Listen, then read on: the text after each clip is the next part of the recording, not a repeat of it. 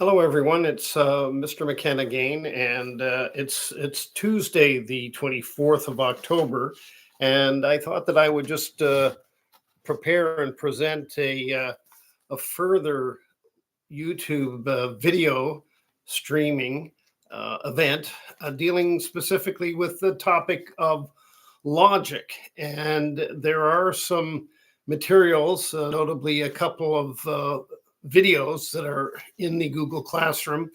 But I just wanted to talk a little bit and to verbalize some of the key points about this fairly fundamentally important topical area. What I will do is you're welcome to listen to this and make your own notes.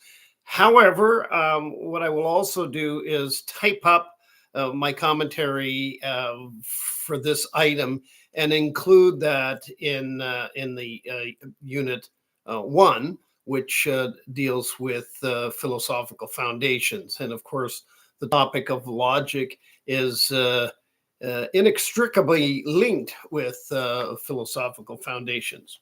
So, what is logic?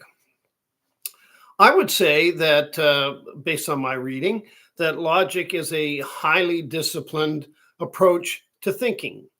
It includes a structured approach that builds upon demonstrable proofs for any given premise. And we'll explore that a little bit more further.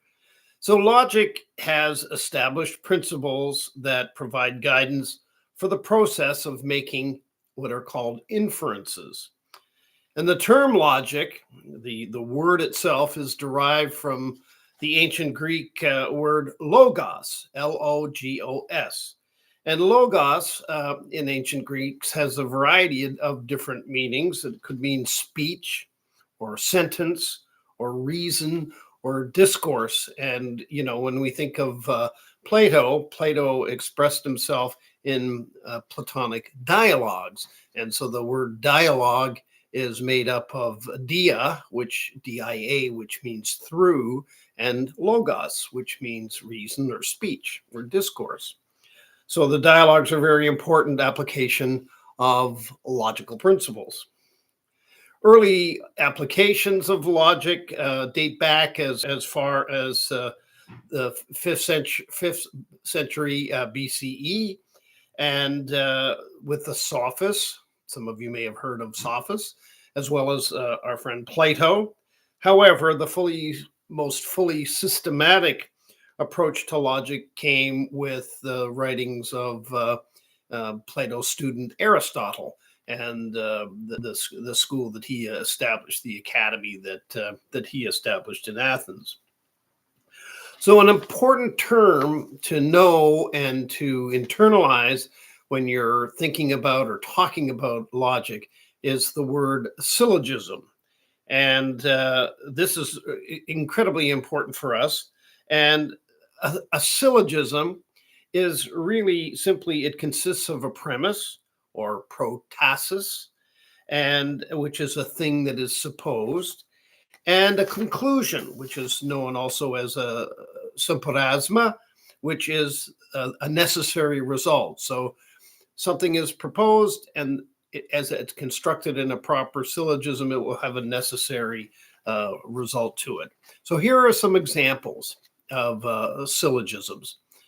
If Socrates was a philosopher, then Socrates was poor.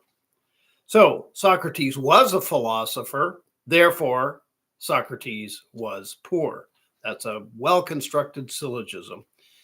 Or another one, if the letter K is greater than, you can use the symbol for greater than 10, then K is greater than 2.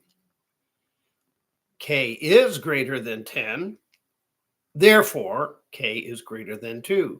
So there's another simplistic but well-constructed and true syllogism. I'll give you one more to try it out. So if Lanciano is in the Abruzzo, then Lanciano is not in Tuscany. Lanciano is in the Abruzzo, therefore Lanciano is not in Tuscany. So these are defensible syllogisms. They have one answer and one answer only based on the premises. So syllogisms also lead us rather easily to a consideration of something called deductive reasoning. So deductive reasoning starts with the assertion of a general rule and proceeds from there to a guaranteed specific conclusion. There's a logical necessity to elements of deductive reasoning. So here's an example. Again, don't worry about sort of wrapping your head around it entirely. I will print this up and put it on Google Classroom under Unit 1. So if X equals 4, and if Y equals 1, then 2 times X plus Y equals 9. It's a necessary conclusion. So a deductive syllogism may be expressed in ordinary language. We don't need to use these symbols or such like things.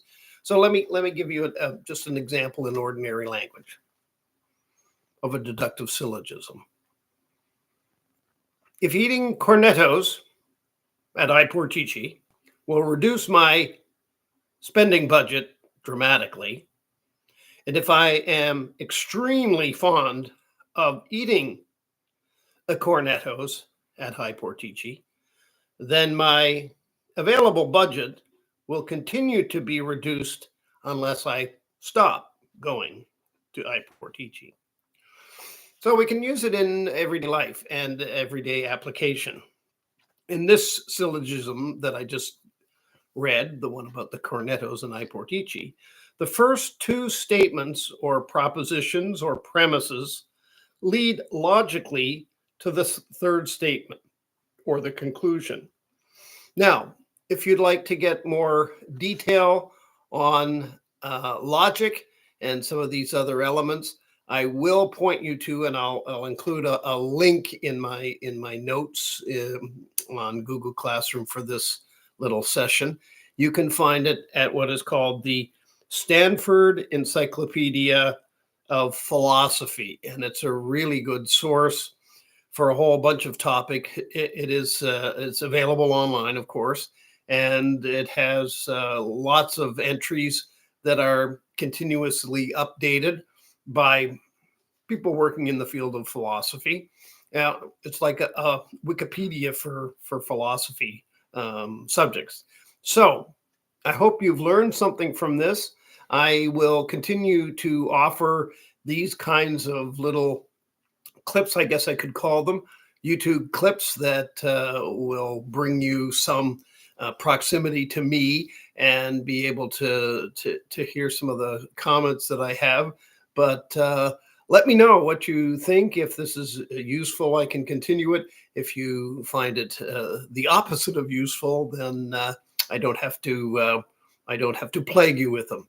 But hopefully this will bring you some context and allow me an opportunity to speak directly to you through your computer. So with that, I'll sign off. I wish you a good evening, and I'll talk to you again soon. Take care. Ciao.